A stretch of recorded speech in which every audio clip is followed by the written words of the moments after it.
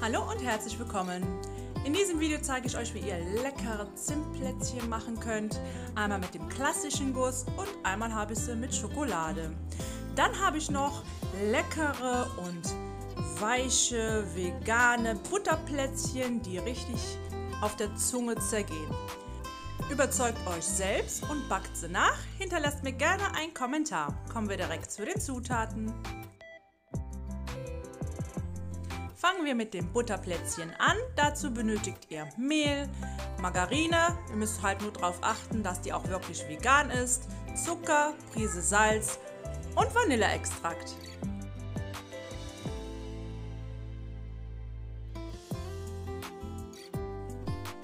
Ich gebe alle trockenen Zutaten in eine Rührschüssel.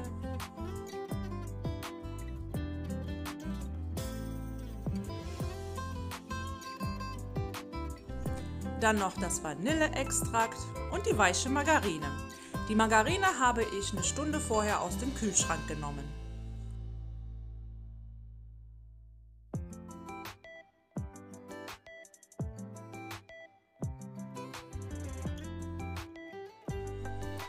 Das Ganze wird dann zu einem weichen Teig verknetet.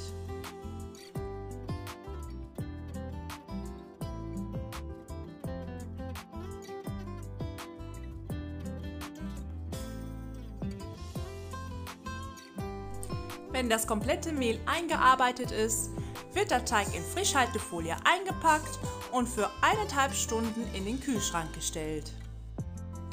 Nicht wundern, der Teig ist sehr weich.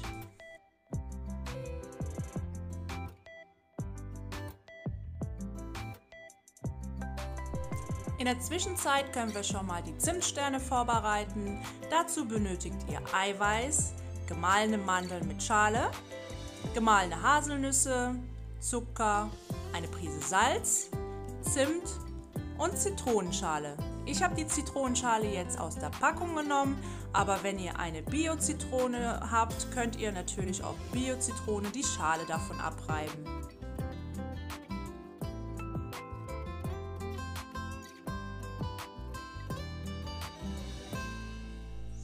Ich gebe Eiweiß in eine Rührschüssel, gebe noch eine Prise Salz hinzu und verquirl das Ganze einmal kurz.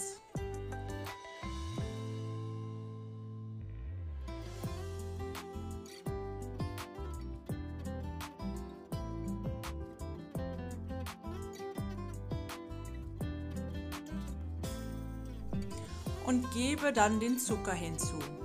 Der Zucker muss ungefähr 5 Minuten im Eiweiß eingerührt werden.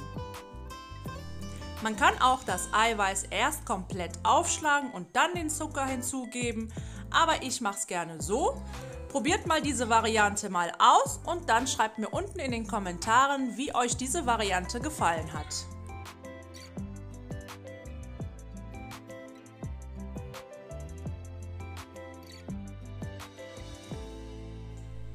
Nach 5 Minuten ist das Eiweiß sehr cremig geworden.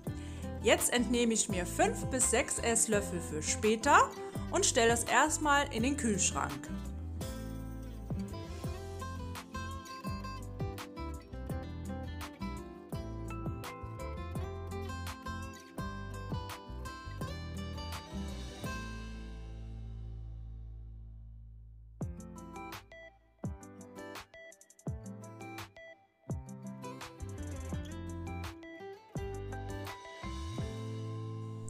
Im restlichen Eiweiß verknete ich jetzt Zimt, Zitronenschale, gemahlene Haselnüsse und die gemahlene Mandeln. Beim Zimt könnt ihr selber entscheiden, wie viel ihr reinmacht. Ich gebe euch wie immer die genauen Mengenangaben unter dem Video in der Beschreibung.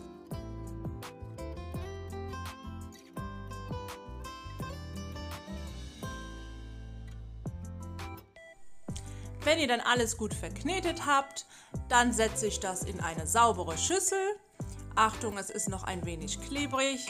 Gebe etwas Frischhaltefolie oben drauf und das kommt ebenfalls 1 bis 1,5 Stunden in den Kühlschrank.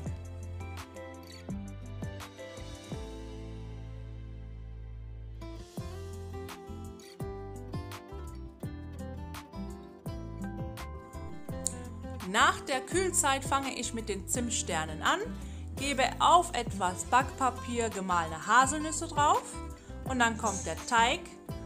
Warum ich mit den Zimtsternen anfange, ist, weil die im vorgeheizten Backofen bei 150 Grad Ober- und Unterhitze gebacken werden. Bei den anderen Teig, da müssen wir den Backofen dann auf 180 Grad vorheizen.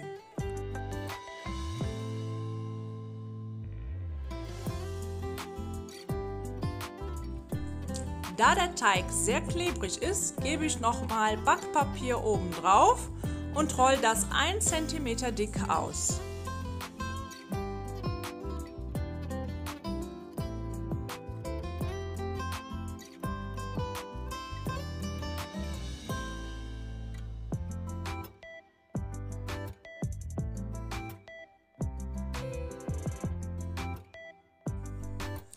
Wenn ihr den Teig dann 1 cm dick ausgerollt habt, könnt ihr den Teig mit Sternen ausstechen. Versucht so viele Sterne wie möglich auf einmal auszustechen, da der Teig sehr klebrig ist.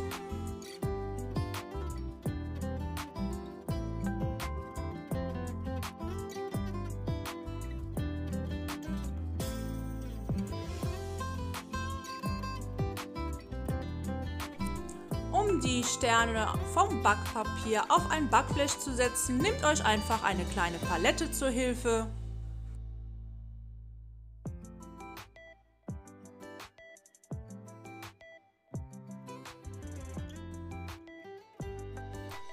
Den restlichen Teig einfach zusammenkneten, ausrollen und weitere Sterne ausstechen.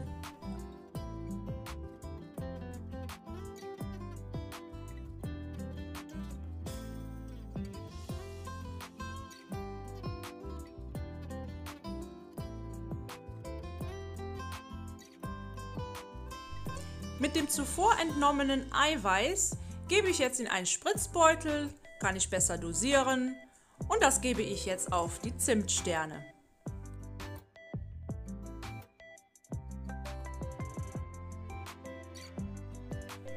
Das Eiweiß reicht für ein Backblech, also für ca. 40 Plätzchen. Mit den restlichen Zimtplätzchen, da verteile ich am Ende Schokolade drauf.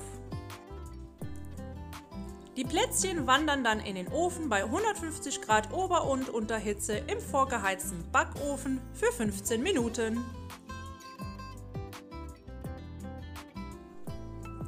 Nun kommen dann die Plätzchen Nummer 2 dran. Dazu halbiere ich mir erstmal den Teig. Achtung, der ist sehr weich.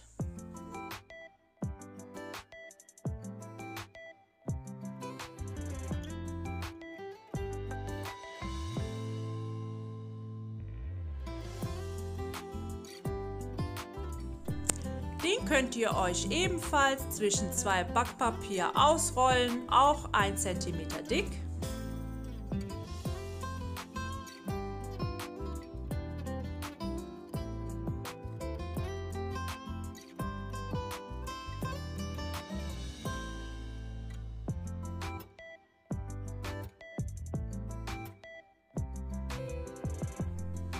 Backpapier vorsichtig abziehen und dann könnt ihr schon loslegen mit Ausstechern, die ihr gerade da habt.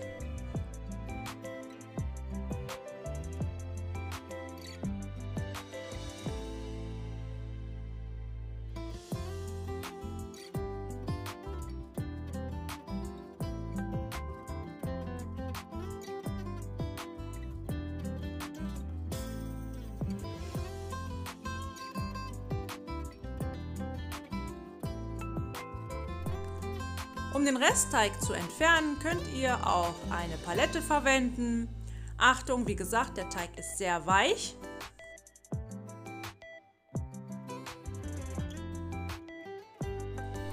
Am Rand habe ich den etwas zu dünn ausgerollt, das ist auch okay, aber 1 cm sollten sie schon sein.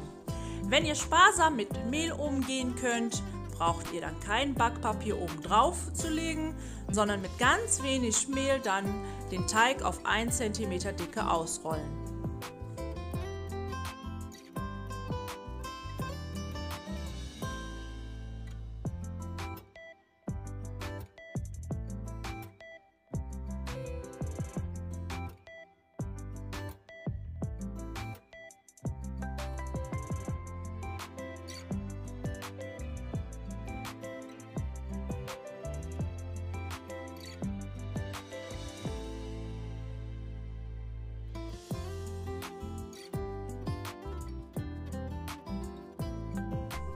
Die Plätzchen im vorgeheizten Backofen bei 180 Grad Ober- und Unterhitze für 10 Minuten backen.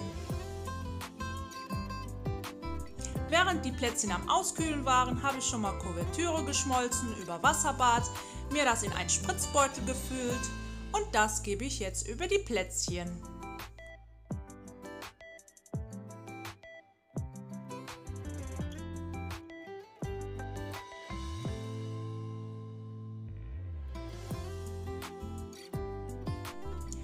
Ihr könnt natürlich auch gerne weiße Kuvertüre nehmen oder halt eine Kombination aus weißer und dunkler Schokolade. Beim Dekorieren könnt ihr eure Fantasie freien Lauf lassen. Damit diese Plätzchen auch vegan bleiben, benutzt Zartbitterkuvertüre, aber achtet bitte auch darauf, da Kuvertüre nicht immer vegan ist, auf die Zutatenliste. Kuvertüre besteht aus Kakaomasse, Kakaobutter und Zucker. Lecithin dient als Emulgator. Diese sind alles vegane Zutaten. Es gibt auch Kuvertüre mit Milchpulver. Das ist dann allerdings nicht vegan. Also achtet bitte vor dem Kauf auf die Zutatenliste. Aber diese leckeren, zarten Butterplätzchen schmecken nicht nur den Veganern, sondern jedem anderen auch. Probiert sie aus. Als nächsten Schritt dekoriere ich die Plätzchen noch mit verschiedensten Streuseln, die ich gerade da habe. Diese Plätzchen könnt ihr das ganze Jahr über backen. Zu Weihnachten könnt ihr sie halt dementsprechend etwas weihnachtlicher dekorieren.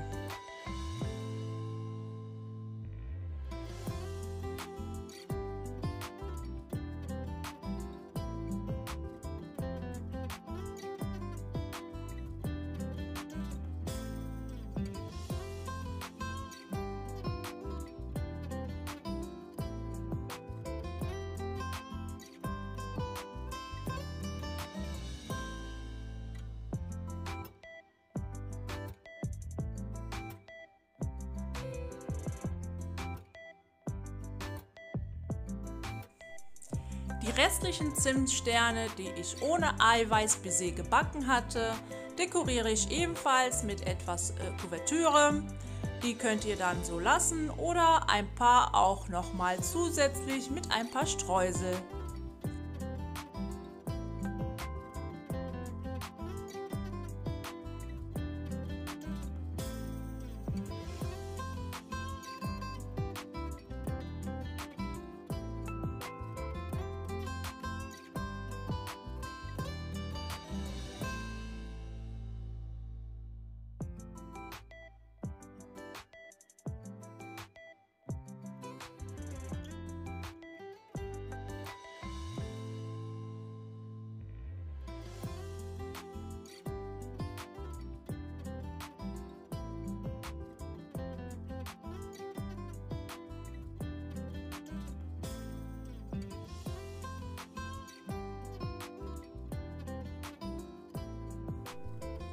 Schaut euch doch mal diesen leckeren Plätzchenteller an.